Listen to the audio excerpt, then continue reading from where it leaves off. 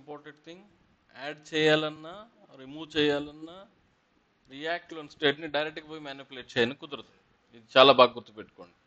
React యొక్క most important thing, you are not mutate state directly. Mutate అంటే change చేయడం. అది అప్డేట్ అవ్వచ్చు, డెలీట్ అవ్వచ్చు, యాడ్ చేయడం అవ్వచ్చు, ఏం చేయడం అన్నా మ్యూటేట్ అంటే చేంజ్, కెలకడం అని అర్థం. So you are not allowed to do any mutation in react state. ఇది క్లాస్ కాంపోనెంట్ అవ్వచ్చు, ఫంక్షన్ కాంపోనెంట్ అవ్వచ్చు, ఏదైనా అవ్వచ్చు. మామూలు ఈ రోజులు మనం జావా స్క్రిప్ట్లో ఒక అర్రేనో ఆబ్జెక్ట్నో ఏం చేస్తూ ఉంటుంది, డైరెక్ట్గా పోతూ ఉంటుంది, పుష్ పాపో షిఫ్ట్ ఏదో ఒకటి ఇచ్చి వాల్యూస్ని మార్చుకుంటూ ఉంటుంది. ఇంకా పని కుదరదు. రియాక్ట్ సంబంధించినంత వరకు డైరెక్ట్గా స్టేట్ని మార్చడానికి కుదరదు. అలాంటిదే ఒక కాపీ క్రియేట్ చేసి నువ్వు చేయాలనుకున్న చేంజ్ చేస్తే యాడ్ చేయడం అవ్వచ్చు, మాడిఫై చేయడం అవ్వచ్చు, డెలీట్ చేయడం అవ్వచ్చు, ఏం చేస్తావు దీంట్లో చేయి, చేసి మళ్ళీ ఎత్తుకొని పెట్టేయి. ఓకే, ఇదొకటి. ఇంకొకటి most important, HTML, CSS, Java script ద్వారా మనం ఇన్ని రోజులు హెచ్టిఎంఎల్ ఫామ్ చూసాం. ఇన్పుట్ ఫీల్డ్ కింద బటన్. ఇన్పుట్ ఫీల్డ్లోకి వెళ్ళి వాల్యూ ఎంటర్ చేస్తాము.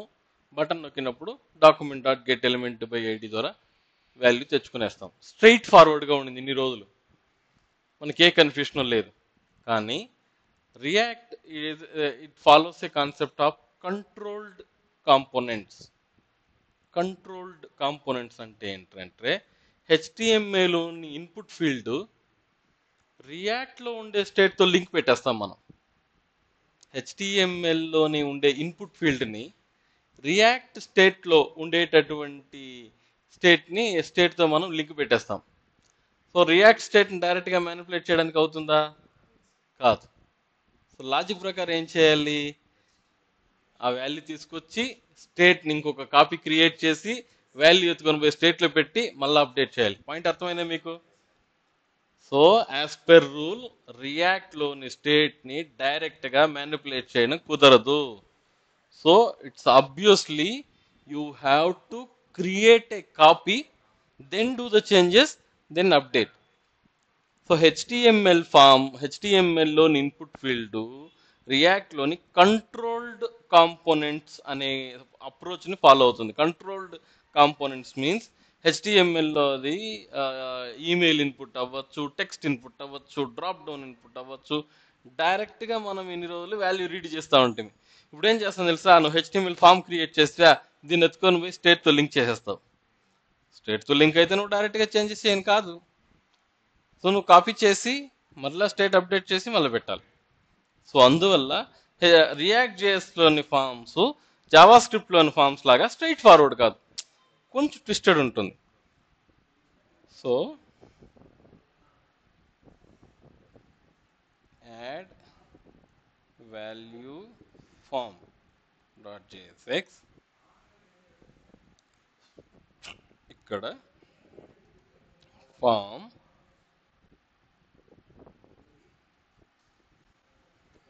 Label first name input break button add value. ఈ స్టేజ్ వరకు ఇది హెచ్టిఎంఎల్ ఫామే. ఇంకా నేను దీన్ని ఎత్తుకొని పోయి స్టేట్తో లింక్ పెట్టలే. ఈ స్టేజ్ వరకు ఇది హెచ్టిఎంఎల్ ఫామే. చూడండి, మెయిన్లోకి తీసుకెళ్ళి add value form, localhost. Okay, so ఇప్పుడు నేను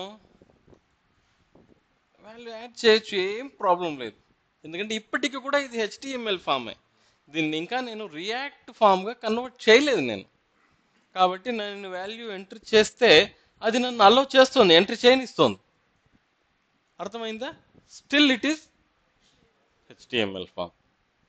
how it can be converted into react form అంటే, ఒక్క ఇన్పుట్ ఫీల్డ్ ఉంది కదా ఇక్కడ, దీనికని నేను ఒక స్టేట్ డిక్లేర్ చేసుకుంటాను. కాన్స్ట్ యూసర్ ఇన్ లేదా user F name set user F name equal to use state okay, ఇప్పుడు దీనిని తీసుకొచ్చి ఇన్పుట్ ఫీల్డ్లో వాల్యూ అని రాసి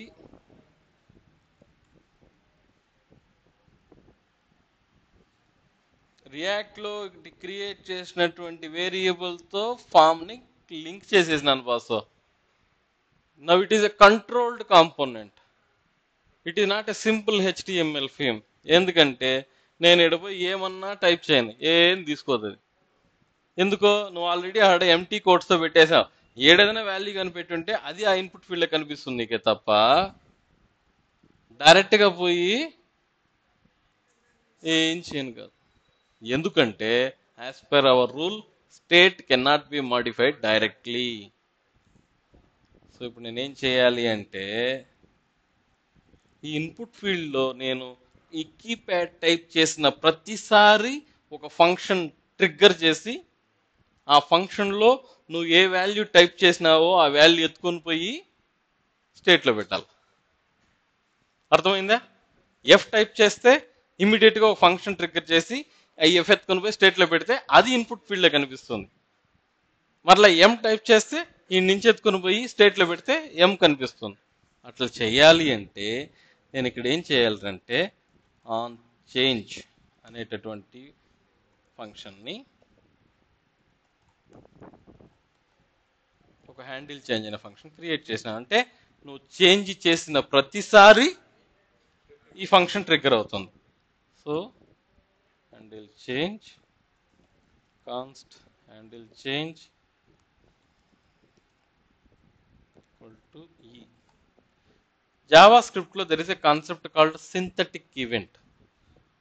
గుర్తుందా? సింథటిక్ ఈవెంట్ గురించి మనం డిస్కస్ చేసామా? సింథటిక్ ఈవెంట్ అని మనం డిస్కస్ చేసామా లేదా? షూరా?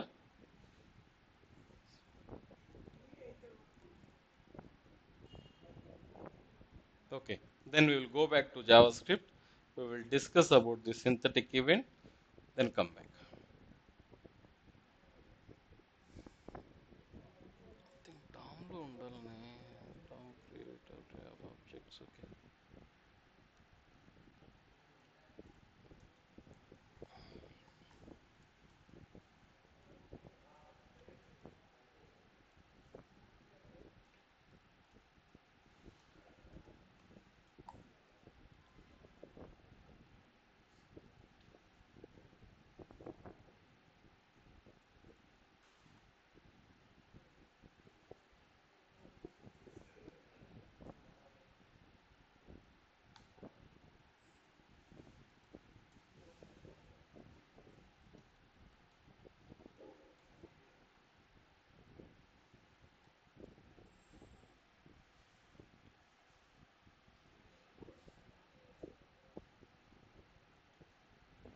ఓకే, ఇప్పుడు నేను ఏ లిస్ట్ ఐటమ్ పైన క్లిక్ చేస్తే ఆ లిస్ట్ ఐటమ్ డిలీట్ అయిపోవాలి.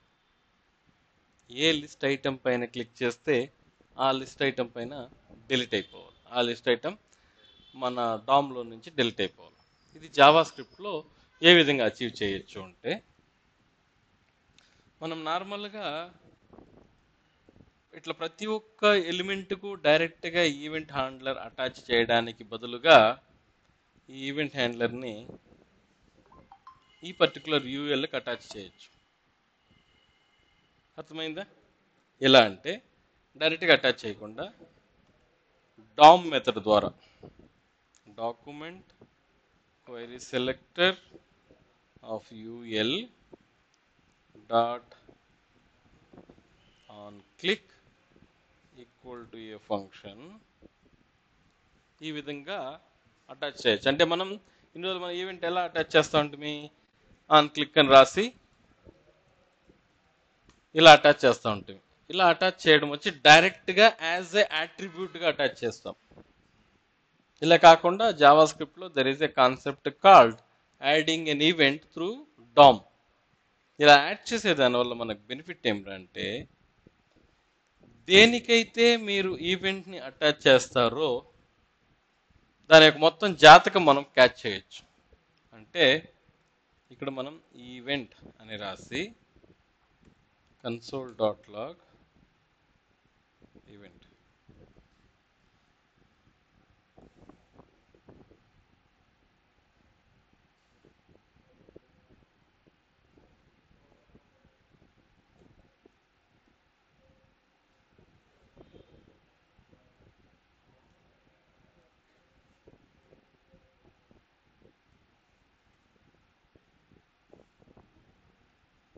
ఈ యూఎల్ ఎంత దూరం ఉంటే అంత దూరంలో నేను ఎక్కడైనా యూఎల్ పైన క్లిక్ చేయను. కింద చూసారా పాయింట్ ఈవెంట్ వచ్చింది. ఈ విధంగా ఇండివిజువల్ ఎలిమెంట్కు ఈవెంట్స్ అటాచ్ చేయకుండా దాని యొక్క పేరెంట్కు ఈవెంట్ అటాచ్ చేసి ఆ మొత్తం ఎలిమెంట్ ఇన్ఫర్మేషన్ని గ్రాప్ చేసే ప్రొసీజర్ ఏముందో దానిని సింథటిక్ ఈవెంట్ అంట.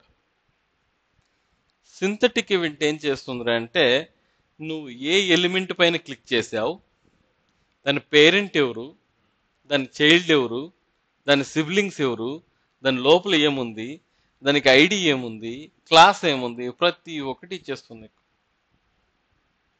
అర్థమైందా? With help of synthetic event you can capture all the element information. So if you attach events for it's parent, నేను యాక్చువల్గా యూఎల్కి అప్లై చేశాను. యూఎల్కి అప్లై చేస్తే దాని లోపల ఎన్ని ఎలిమెంట్లు ఉన్నాయో అన్ని ఎలిమెంట్కు ఈవెంట్ అటాచ్ అవుతుంది. ఎందుకు అలా ఎలా చేస్తాము అంటే ఇప్పుడు ఈవెంట్ డాట్ టార్గెట్, ఈ టార్గెట్ ఏం చేస్తుంది తెలుసా? నువ్వు ఏ ఈవెంట్ని, నువ్వు ఐటమ్ 4ని క్లిక్ చేసినావా, ఐటమ్ 3ని క్లిక్ చేసినావా, ఐటమ్ 1 క్లిక్ చేసినావా నీకు చెప్పేస్తుంది. దేనిపైన క్లిక్ చేస్తే దానికి ఇన్ఫర్మేషన్ ఇక్కడ వచ్చేసింది చూడండి. ఇప్పుడు దానిని మనం డెలీట్ చేయడం ఈజీ. ఏం బా,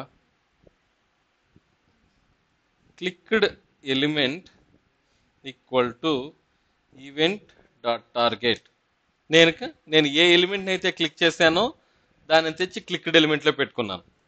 ఇప్పుడు ఒక ఎలిమెంట్ నేను డెలీట్ చేయాలంటే డైరెక్ట్గా పోయి దాన్ని డెలీట్ చేయను కాదు, దీని యొక్క పేరెంట్ దగ్గరికి వెళ్ళి అక్కడి నుంచి డెలీట్ చేయాలి.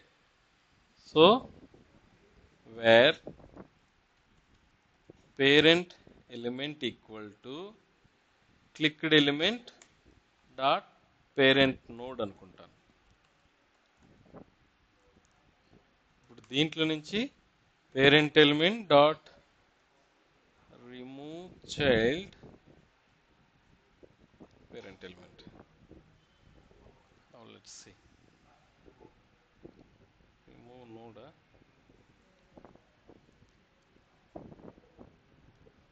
The node can be removed is not a child of this node. Wait. Parent element ఇది.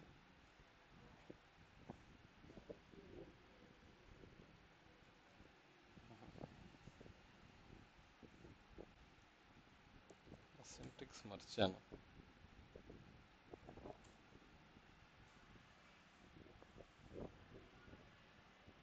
Clicked event dot target clicked element parent node, parent ఎలిమెంటే కరెక్ట్.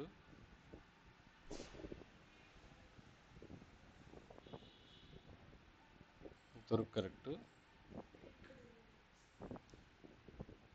రైట్, నేను పేరెంట్ ఇచ్చేసాను. నేను దేన్నైతే దేన్ని డెలీట్ చేయాలనో దానివల్ల. రైట్.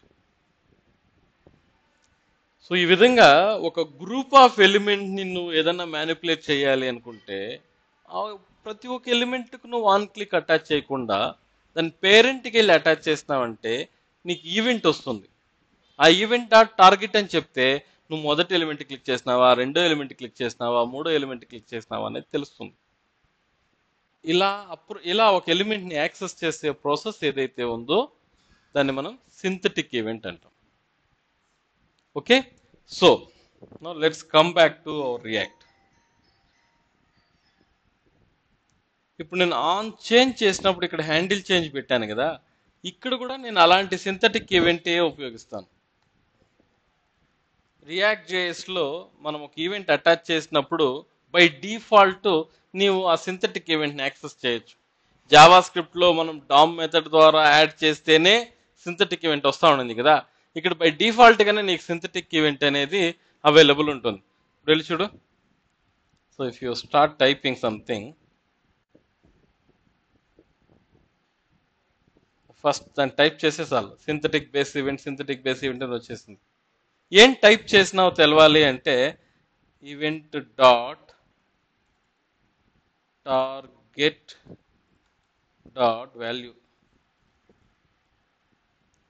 సపోజ్ ఇప్పుడు నేను ఎం టైప్ చేస్తున్నాను, ఎం వచ్చిందా, కే టైప్ చేస్తున్నాను, కే వచ్చిందా, హెచ్ టైప్ చేస్తున్నాను, హెచ్ వచ్చింది. ఆడ అప్డేట్ కాలే, ఎందుకంటే మళ్ళీ నువ్వు ఎత్తుకొని పోయి స్టేట్ని ఇంకో కాపీ చేసి స్టేట్ లోపల పెడితేనే ఆడ కనిపించబోతుంది. బట్ మొదటి స్టెప్ నువ్వు ఏం టైప్ చేసినావో దాన్ని అయితే రీడ్ చేసినావు. ఇది చాలా ఇంపార్టెంట్ రియాక్ట్ జేఎస్ ఫామ్లో. When you create a form, డైరెక్ట్గా స్టేట్ని అప్డేట్ చేయడం నిషేధం. సో స్టేట్ని నువ్వు మ్యానిపులేట్ చేయాలి అంటే ఒక కాపీకి చేసుకొని దాంట్లో వాల్యూ ఎత్తుకొని పోయి పెట్టాలి.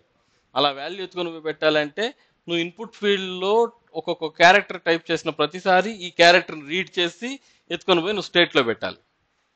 సో ఇప్పుడు నేనేం చేస్తాను, దీని యొక్క కాపీ తీసుకుంటాను. ప్రస్తుతానికి ఇది స్ట్రింగే కాబట్టి డైరెక్ట్గా నేను ఎత్తుకొని పోయి వాల్యూ పెట్టచ్చు. స్ట్రింగ్లో మురళి బదులు కృష్ణాని పెడితే డైరెక్ట్ వాల్యూ అదేం కెలికినట్టు కాదు, మురళిని చేంజ్ చేసినట్టు కాదు. ఆబ్జెక్ట్ అయితే అర్రే అయితే నువ్వు ఇంకొక కాపీ చేసి దాంట్లో మార్చాలి. అంటే ఎట్లా తెలుసా, సపోజ్ సరే ఫస్ట్ దీన్ని చూపిస్తాను చూడండి. Set user name equal to, ఇప్పుడు నేను టైప్ చేసిన వాల్యూ టైప్ చేసిన ప్రతిసారి అక్కడ వస్తుంది. ఓకే, స్ట్రింగ్ కాబట్టి ఇప్పుడు నేను మీకు ఇన్సేపు ఏం చెప్పాను, స్టేట్ని డైరెక్ట్గా మ్యానిపులేట్ చేయని కుదరదు, స్టేట్ని ఇంకొక కాపీ చేసుకోవాలి, తర్వాత వాల్యూ మార్చాలి, తర్వాత ఎత్తుకుని పోయి అప్డేట్ చేయాలని ఇన్సేపు మీకు చెప్పాను. కానీ నేను అదేం చేసినాను, కాపీ చేయలేదు, సెపరేట్గా మార్చలేదు, దాన్ని ఎత్తుకొని పోయి స్టేట్లోనూ పెట్టలేదు. ఒకే లైన్లో పని అయిపోయింది. నేను చెప్పింది ఏంటి, చేసింది ఏంటి, డిఫరెంట్గా ఉంది.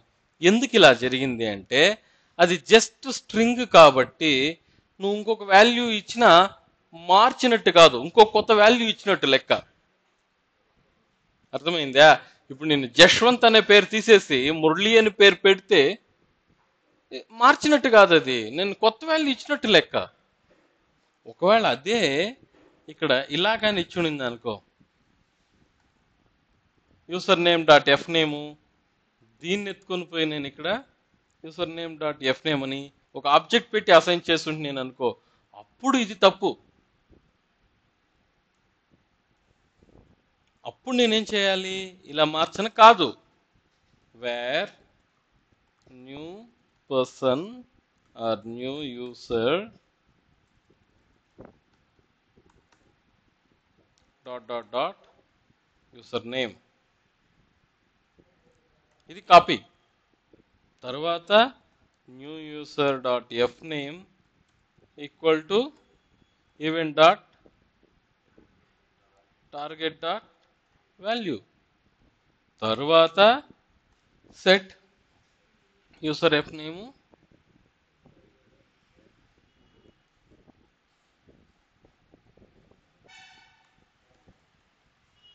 అది ఆబ్జెక్టో లేదా అర్రేనో అయితే నువ్వు ఇంకొక కాపీ క్రియేట్ చేసి దాంట్లో వాల్యూ మార్చి తర్వాత నువ్వు అప్డేట్ చేయడానికి కుదురుతుంది. అదే ఒక డైరెక్ట్ ఒక స్ట్రింగ్ ఉండింది అనుకో, దానికే నువ్వు కాపీ చేయాల్సిన పనిలే, స్ట్రింగ్కు కొత్త వాల్యూ రీఅసైన్మెంట్ కిందే లెక్క. ఓకే, ఈ విధంగా రియాక్ట్ జేఎస్లోని ఫామ్ని మనం క్రియేట్ చేస్తాం. ఇప్పుడు దీనిని మనం డిస్ప్లే చేయాలి అని అనుకో, ఫర్ ఎగ్జాంపుల్ ఇక్కడ కాన్స్ట్ యూసర్స్ సెట్ యూసర్స్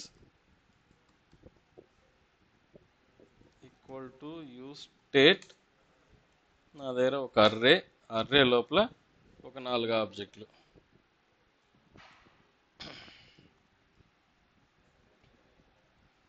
ప్రతి ఆబ్జెక్ట్లోనూ F name F name F name F name. Okay, Ram Ravi Shyam,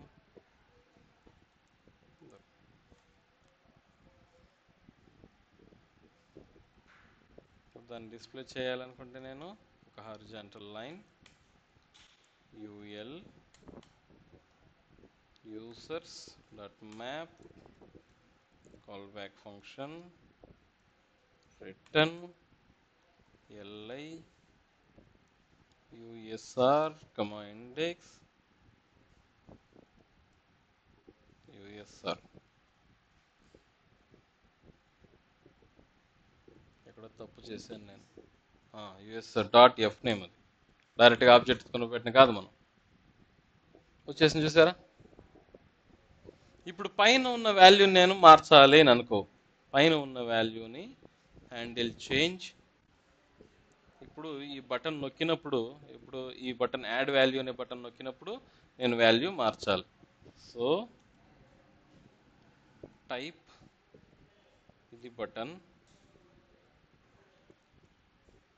on click add users copy this const add users equal to ఇప్పుడు నేను ఈ యూజర్ని ఈ అర్రే లోపలికి పుష్ చేయాలి కొత్తగా నేను ఎంట్రీ చేసే యూజర్ దీంట్లో వచ్చి నిలుస్తుంది ఆన్ చేంజ్ ఈవెంట్ ద్వారా తర్వాత బటన్ నొక్కినప్పుడు ఈ అర్రేలో పుష్ చేయాలి మళ్ళా rule same you can not mutate change the state directly first copy the const new users equal to dot dot dot users step number 1 is done now new users dot push username step number 2 is done now set users equal to new users that's all boss తర్వాత input field ని empty చేసింది input field ని empty చేయాలి అంటే set user F name bracket లో F name equal to empty quotes refresh దీనికి ఏదో మనకి కీ పెట్టలేదు ఇండెక్స్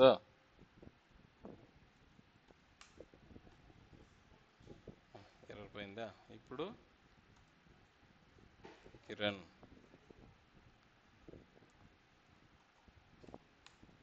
కుమార్ ఓకే ఈ విధంగా we can create the user with help of React.js form.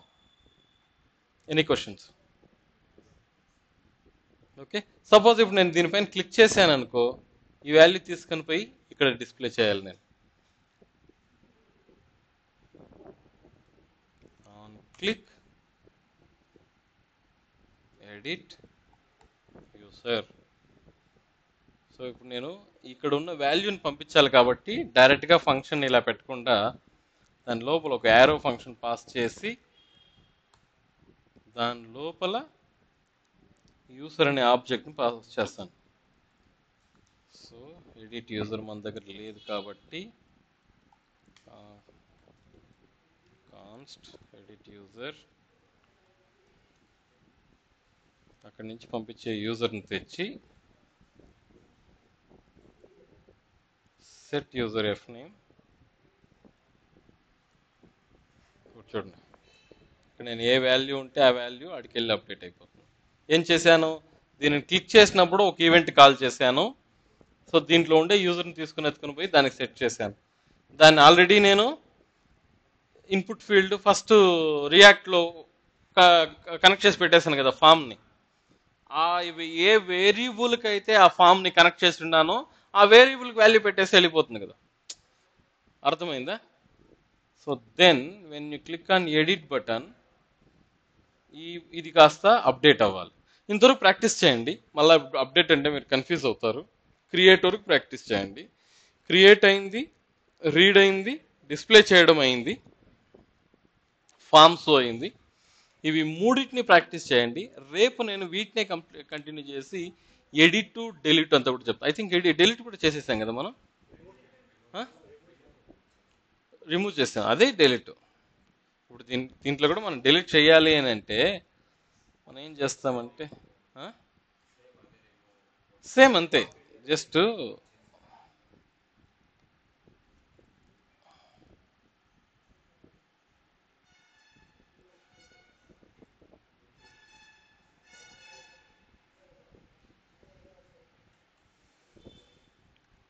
సర్లే సెపరేట్గా చెప్తాం కానీ ఇంతవరకు చేయండి, కన్ఫ్యూజ్ అవుతారు. సో ఫామ్ అయింది, వాల్యూ రీడ్ చేయడం అయింది, డిస్ప్లే చేయడం అయింది, డిలీట్ చేయడం అయింది. రేపేం చేస్తాం, ఈరోజు జస్ట్ ఒక్క ఇన్పుట్ ఫీల్డ్ మాత్రమే చూసాం. ఇక్కడ 2-3 ఇన్పుట్ ఫీల్డ్ ఉంటే పరిస్థితి ఏంటి, అలా 2-3 ఇన్పుట్ ఫీల్డ్ ఉంటే వాల్యూని ఎలా రీడ్ చేయాలి, ఆ రీడ్ చేసిన తర్వాత దానిని ఆబ్జెక్ట్గా ఎలా క్రియేట్ చేయాలి, అలా క్రియేట్ చేసిన ఆబ్జెక్ట్ని అర్రే లోపలికి ఎలా పంపించాలి, అలా పంపించిన అర్రేని టేబుల్ రూపంలో కింద ఎలా డిస్ప్లే చేయాలి, అక్కడ ఎడిట్ టు డిలీట్ ఎలా చేయాలి అనేది నెక్స్ట్ సెషన్లో చూద్దాం.